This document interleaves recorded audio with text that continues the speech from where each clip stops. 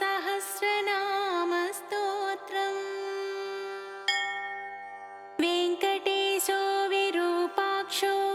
विश्वेशो विश्वभावनः विश्वसृट् विश्वसंहर्ता विश्वप्राणो विराट्वपुः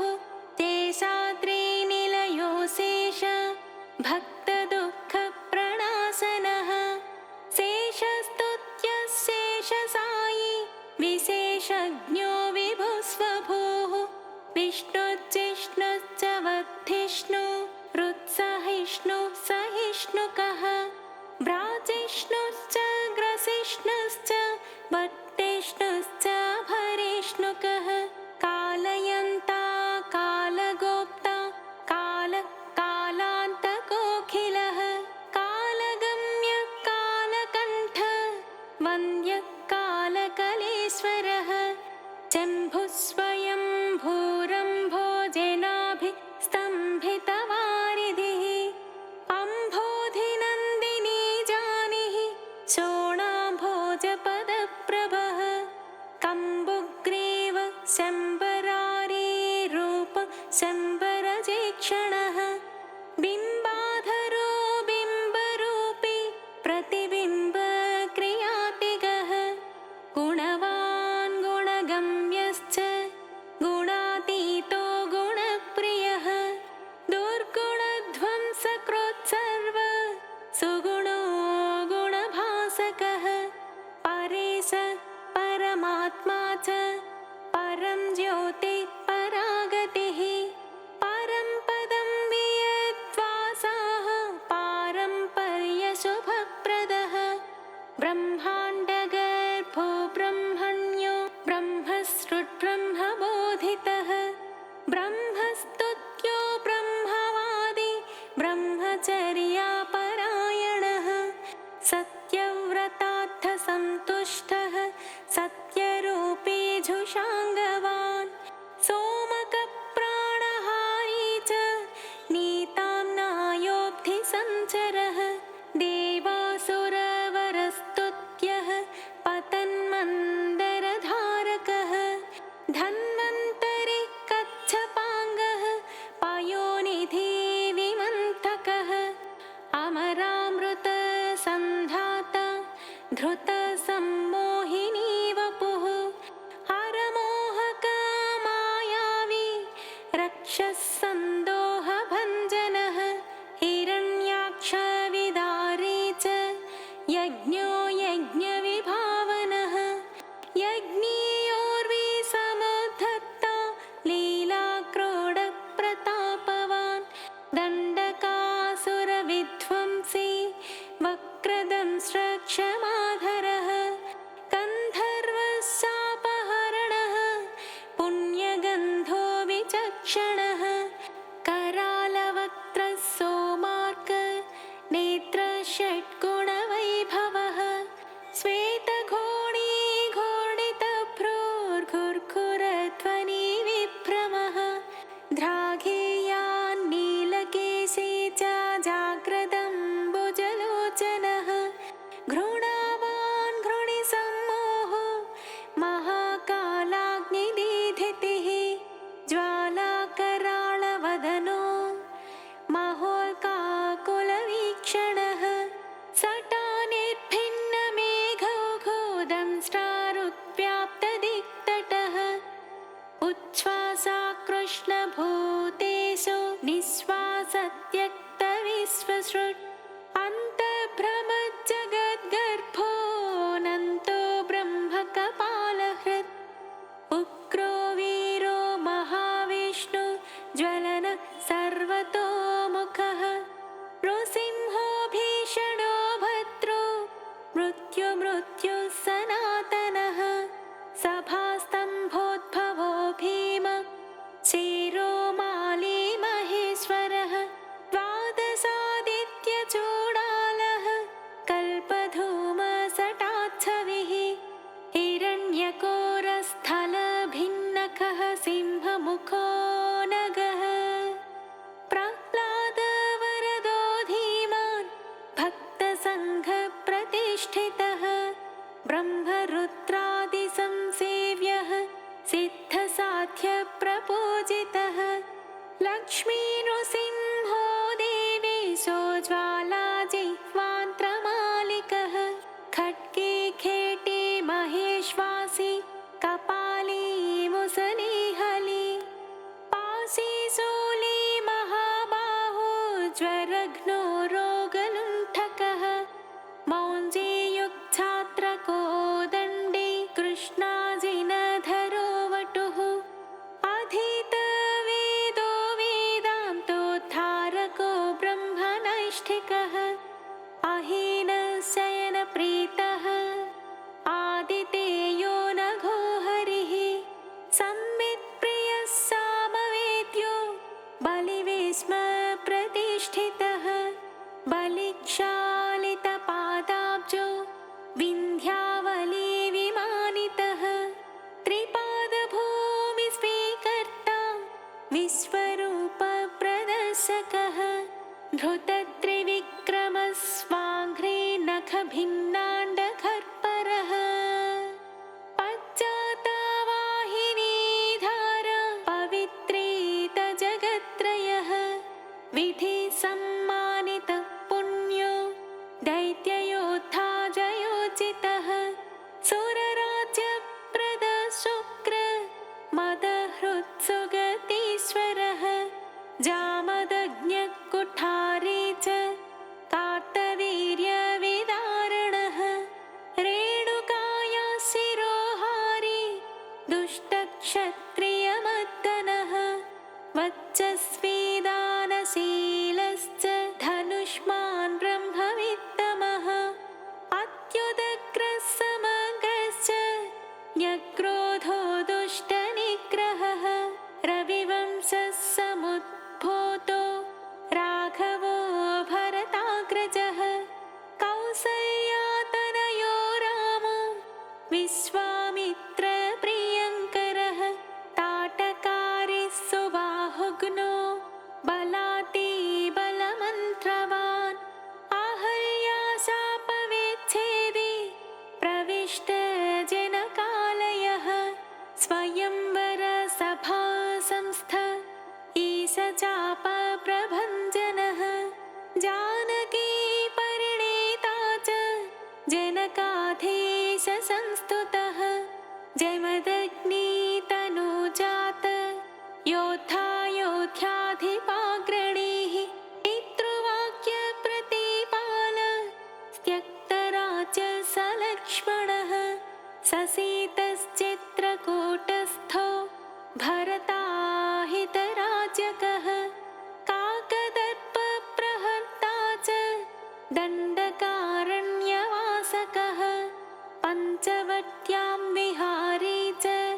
स्वधर्मपरिपोषकः विराधः अगस्त्यमुख्य मुनिसम्मानितः पुमान् इन्द्रचापधरः खड्ग धरश्चाक्षयसायकः खरान्तको दूषणारे स्त्रिरस्करे पूर्वशः ततः शूर्पणखानासा चेतावल्कलधारकः जटावान् पर्णशालास्थो मारीचबलमर्दकः पक्षिराट्कृतसंवादो रवितेजा महाबलः शबर्यानीतफलभो हनुमत्परितोषितः सुग्रीवाभयदो दैत्य कायक्षेपणभासुरः सप्ततालसमुच्छेत्ता वालिहृत्कपिसंवृतः वायुसूनुकृतासेव त्यक्तपम्पकुशासनः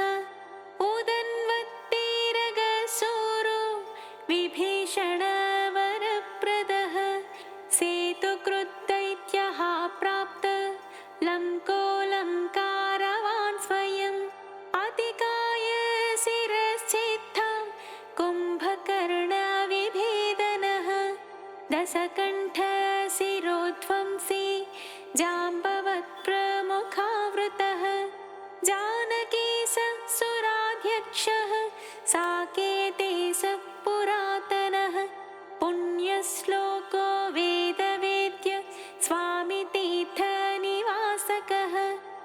लक्ष्मी सरः केळिलोलो लक्ष्मी सोलोकरक्षकः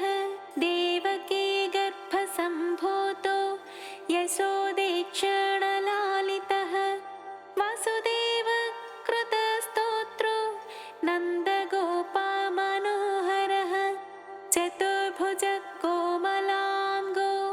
गदावान् नीलकुन्तलः पूतना प्राणसंहर्ता तृणावर्ता विनाशनः गर्गारोपितनामाङ्को वासुदेवो ह्यधोक्षजः गोपिकास्तन्यपायी च बलभद्रानुजोच्युतः वैयाघ्रनखभूषश्च वत्सजित्वत्सवर्धनः क्षीरसारासनरतो दधिभाण्डप्रमर्दनः नवनीतापहर्ता च नीलनीरदभासुरः आभीरदृष्टदौजन्यो नीलपद्मनिभाननः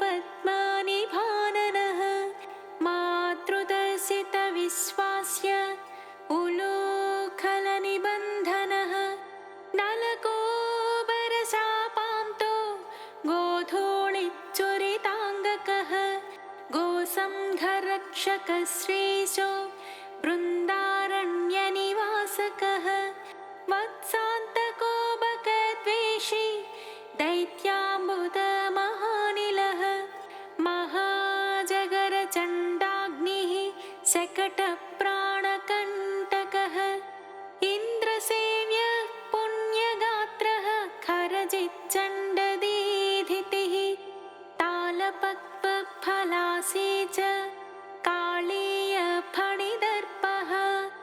नागपत्नी स्तुते प्रीतः प्रलम्बासुरखण्डनः दावाग्निबलसंहारी फलाहारी गदाग्रजः गोपाङ्गनाचेलचोरः पार्थो लीलाविशारदः वंशगानप्रवीणश्च गोपीहस्ताम्बुजाचितः मुनिपत्न्या हृताहारो मुनिश्रेष्ठो मुनिप्रियः गोवर्धनाद्रिसन्धत्ता संक्रन्दनतमोपहः सदुद्यानविलासी च रासक्रीडापरायणः वरुणाभ्यर्चितो गोपी प्रार्थितः पुरुषोत्तमः अक्रूरस्तुतिसम्प्रीतः कुब्जायौवनदायकः मुष्टिकोरप्रहारी च चाणूरोदरधारणः मल्लयुद्धाग्रगण्यश्च पितृबन्धनमोचकः मत्तमातङ्गपञ्चास्यः कंसग्रीवानिकृन्तनः उग्रसेनप्रतिष्ठाता रत्नसिंहासनस्थितः कालनेमिखलद्वेषी मुचुकुन्दवरप्रदः साल्वसेवितदोर्धर्ष राजस्मयनिवारणः रुक्मिगर्वापहारी च रुक्मिणीनयनोत्सवः प्रद्युम्नजनकः कामी प्रद्युम्नो द्वारकाधिपः मण्याहर्ता महामायो जाम्बवत्कृतसङ्गरः जाम्बूनदाम्बरधरो गम्यो जाम्बवती विभुः कालिन्दी प्रथिता राम केलिर्गुञ्जावतंसकः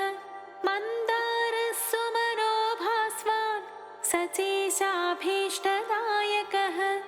सत्राजिन्मानसोल्लासी सत्याजाने स्वभावः शतधन्वहरसिद्धः पाण्डवप्रियकोत्सवः भद्रप्रियः सुभद्राय भ्रातानाज्ञाजिति विभुः किरीटकुण्डलधरः कल्पपल्लवलालितः भैष्मीप्रण मित्रविन्दाधिपो भयः स्वमूर्तिकेलिसम्प्रीतो लक्ष्मणोदारमानसः प्राग्ज्योतिषाधिपध्वंसी तत्सैन्यान्तकरो मृतः भूमिस्तुतो भूरिभोगो भूषणाम्बरसंयुतः बहुरामाकृताह्लादो गन्धमाल्यानुलेपनः नारदादृष्टचरितो देवेशो विश्वराट् गुरुः बाणबाहो विदारश्च तापज्वरविनाशकः उषोद्धर्षयिता व्यक्तः शिववाक्तोष्टमानसः महेशज्वरसंस्तुत्यः शीतज्वरभयान्तकः मृगराजोद्धारकश्च पौण्ड्रकादेवधूत्यतः विविधारिच्छलोद्विग्न ब्राह्मणेषु दयापरः जरासन्धबलद्वेषी केशिदैत्यभयङ्करः चक्रे चैत्यान्तकः सभ्यो राजबन्धविमोचकः राजसूयहविर्भोक्ता स्निग्धाङ्गशुभलक्षणः धानाभक्षणसम्प्रीतः कुचेलाभीष्टदायकः सत्त्वादिगुणगम्भीरो द्रौपदीमानरक्षकः भीष्मध्येयो भक्तवश्यो भीमपूज्यो दयानिधिः दन्तवक्त्रशिरश्चेत्ता कृष्णकृष्णासखस्वराट् वैजयन्ती प्रमोदे च बर्हिबर्हविभूषणः पार्थकौरवसन्धानकारी दुःशासनान्तकः बुद्धो विशुद्धः सर्वज्ञ क्रतुहिंसाविनिन्दकः त्रिपुरस्त्रीमानभङ्गः सर्वशास्त्रविशारदः निर्विकारो निर्ममश्च निराभासो निरामयः जगन्मोहकधर्मे च दिग्वस्त्रो दिक्पतीश्वरः कल्के म्लेच्छप्रहत्ता च दुष्टनिग्रहकारकः धर्मप्रतिष्ठाकारी च चातुर्वर्ण्यविभागकृत् युगान्तको युगाक्रान्तो युगकृत्युगभासकः कामारि कामकारी च निष्काम कामितार्थदः भर्गो वरेण्यः सवितुः साङ्घे वैकुण्ठमन्दिरः हयग्रीव कैटभारि ग्राहग्नो गजरक्षकः सर्वसंशयविच्छेत्ता सर्वभक्तसमुत्सुकः कपर्दी कामहारी च कलाकाष्ठा स्मृतिधृतिः अनादिरप्रमेयौजाः प्रधानः सन्निरूपकः निर्लेपो निःस्पृहो सङ्गो निर्भयो नीतिपारगः निष्प्रेष्यो निष्क्रियः शान्तो निष्प्रपञ्चो निधिर्णयः कर्म्यकर्मी विकर्मी च कर्मेप्सु कर्मभावनः कर्माङ्गकर्मविन्यासो महाकर्मी महाव्रती कर्मभुक् कर्मफलदः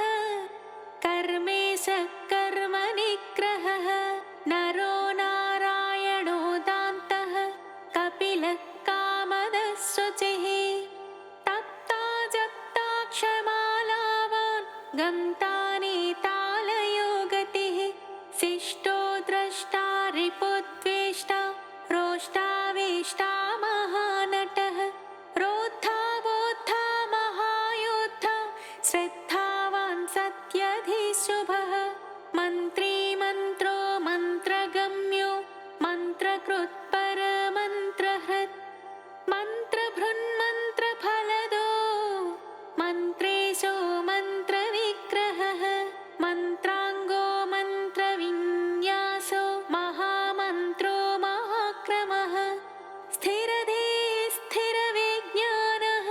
स्थिरप्रज्ञस्थिरासनः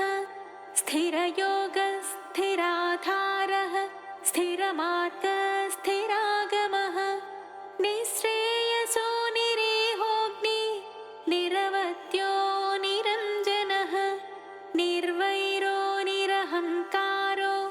निर्दम्भो निरसूयकः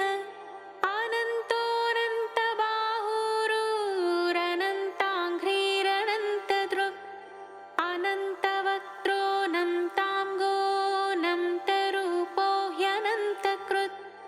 ऊर्ध्वरेता ऊर्ध्वलिङ्गो यूध्वमूर्ध्वोऽध्वशाखकः ऊर्ध्वोऽध्वाध्वरक्षी च यूध्वज्वालो निराकुलः बीजं बीजप्रदो नित्यो निदानं निष्कृतिकृति महानणीयन् गरिमा सुषमा चित्रमालिकः नभस्सृन्नभसो ज्योतिर्नभस्वान्निर्नभानभः अभुर्विभो प्रभुः शम्भुर्महीयान्भुर्भुवाकृतिः महानन्दो महाशूरो महोरासेर्महोत्सवः महाक्रोधो महाज्वालो महाशान्तो महागुणः सत्यव्रतः सत्यपरः सत्यसन्धः सतां गतिः सत्येशः सत्यसङ्कल्पः सत्यचारित्रलक्षणः अन्तश्चरो ह्यन्तरात्मा परमात्मा चिदात्मकः रोचनो रोचमानश्च साक्षी सौरिजनार्दनः मुकुन्दो नन्दनिष्पन्दः स्वर्णबिन्दुः पुरन्दरः अरिन्दमः सुमन्दश्च कुन्दमन्दारहासवान् स्यन्दनारूढचण्डाङ्गो ह्यानन्दीनन्दनन्दनः अनसूयानन्दनोत्री नेत्रानन्दः सुनन्दवान् शङ्खवान् पङ्कजकरः कुङ्कुमाङ्को जयाङ्कुशः अम्भोजमकरन्दाढ्यो निष्पङ्को गरुपङ्किलः इन्द्रश्चन्द्ररथश्चन्द्रोऽतिचन्द्रश्चन्द्रभासकः उपेन्द्र इन्द्रराजश्च वागीन्द्रश्चन्द्रलोचनः प्रत्यक्पराक्परं धाम परमार्थः परात्परः अपारवाक् पारगामी पारावारः परावरः सहस्वानर्थदाता च सहनः साहसी जयी तेजस्वी वायुविशिखी तपस्वी तापसोत्तमः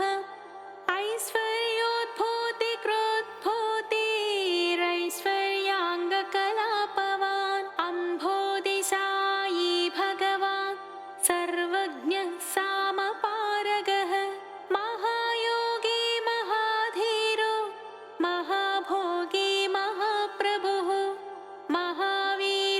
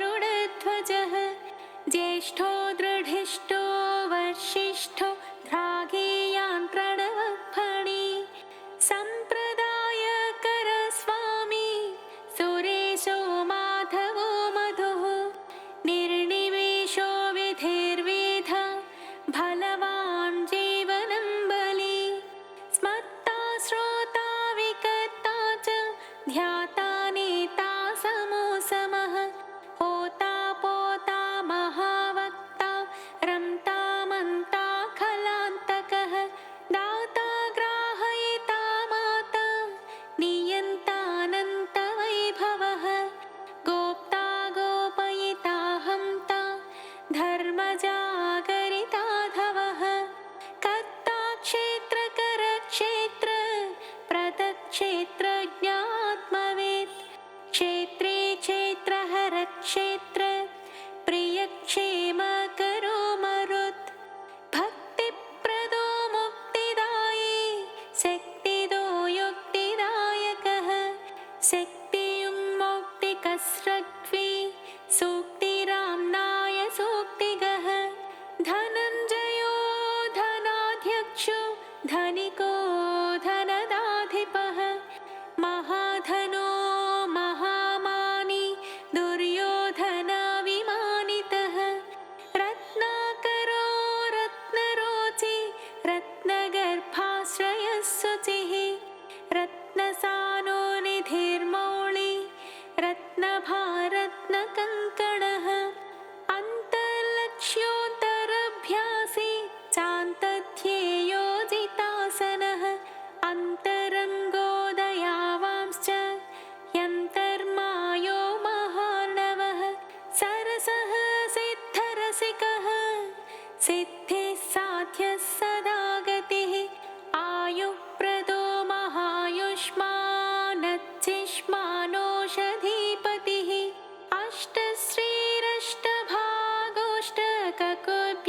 अष्टश्रीरष्टभागोष्टककुव्याप्तयशोव्रती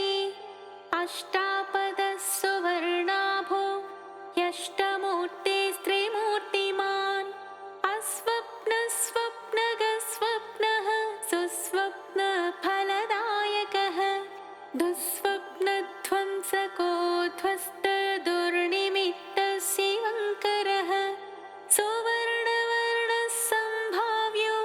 वर्णितो वर्णसम्मुखः सुवर्णमुखरीतिरशिवध्यातपदाम्बुजः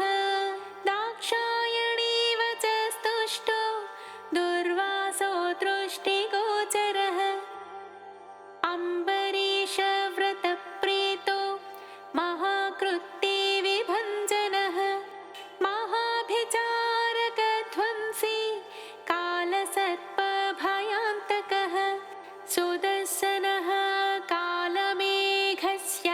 श्रीमन्त्रभावितः हेमाम्बुजसरस्नायी श्रीमनोभाविताकृतिः श्रीपदत्ताम्बुजस्रग्वी श्रीकेळि श्रीनिधिर्भवः श्रीप्रदो वामनो लक्ष्मी नायकश्च चतुर्भुजः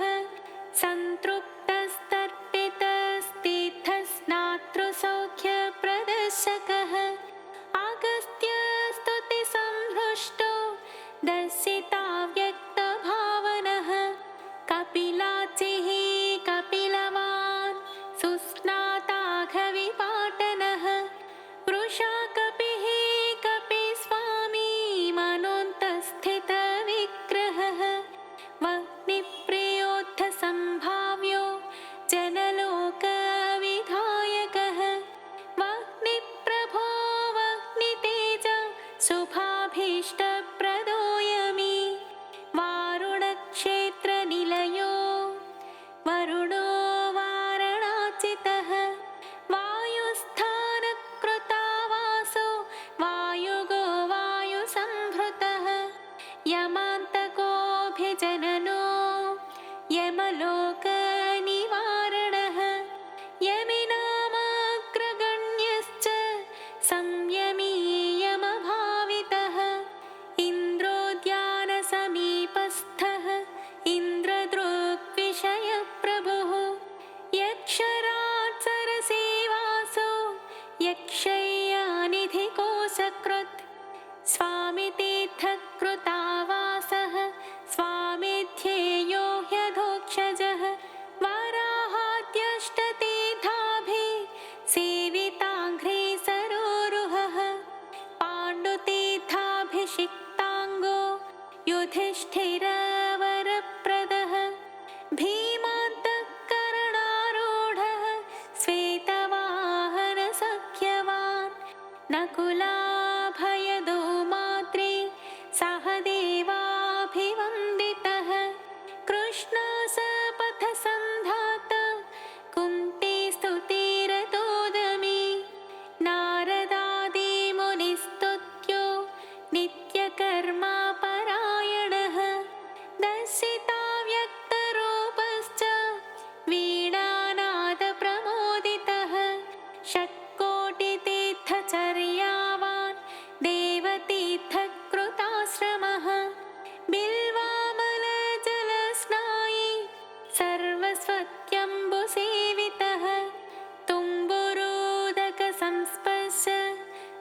चित्ततमोपहः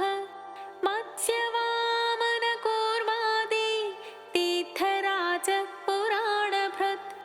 चक्रध्येयपदाम्भोजः शङ्खपूजितपादुकः रामतीर्थविहारी च बलभद्रप्रतिष्ठितः जामदग्न्यः सरस्तीर्थ जलसेचनतर्पितः पापापहारिकीलाल सुस्नाताघविनाशनः नभो गङ्गाभिषिक्तश्च नागतीर्थाभिषेकवान् कुमारधारातीर्थस्थो वटुवेषसुमेखलः वृद्धस्य सुकुमारत्व प्रदः सौन्दर्यवान् सुखे प्रियं वदो महाकुक्षीरिक्ष्वाकुकुलनन्दनः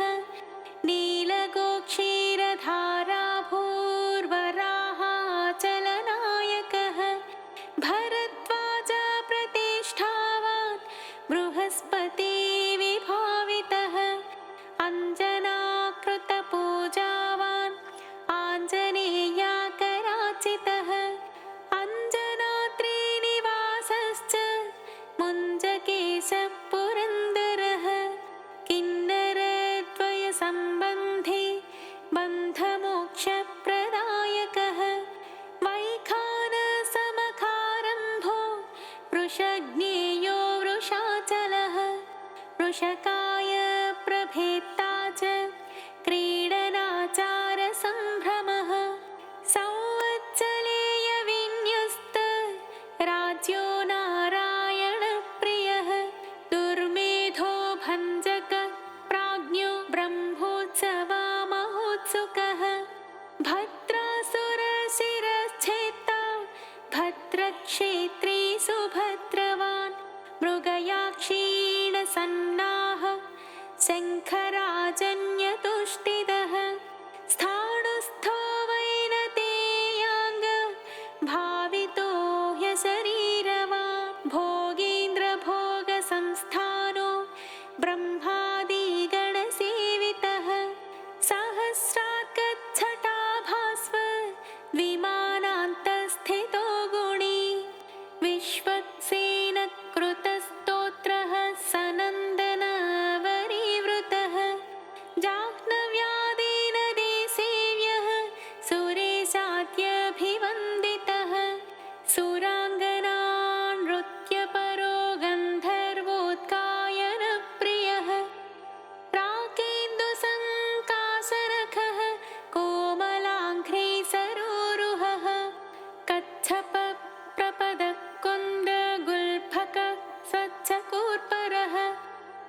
मेदुरस्वर्णवस्त्राढ्य कटिदेशस्थमेखलः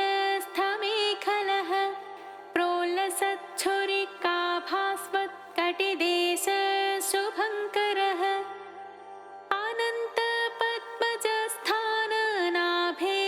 अनन्तपद्मजस्थाननाभिर्मौक्तिकमालिकः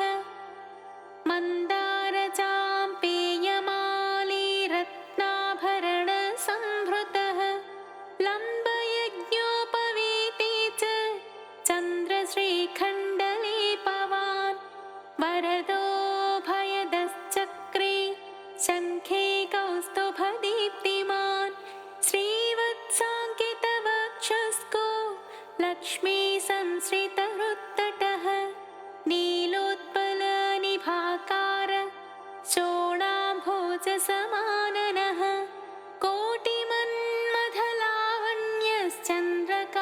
कोटिमन्मथलावण्यश्चन्द्रकास्मितपूरितः सुधास्वच्छोत्वपुण्ड्रश्च कस्तूरीतिलकाञ्चितः पुण्डरीकेक्षणस्वच्छो मौलिशोभाविराजितः पद्मस्थः पद्मनाभश्च सोममण्डलगोबुधः वह्निमण्डलगः सूर्यः सूर्यमण्डलसंस्थितः श्रीपतिः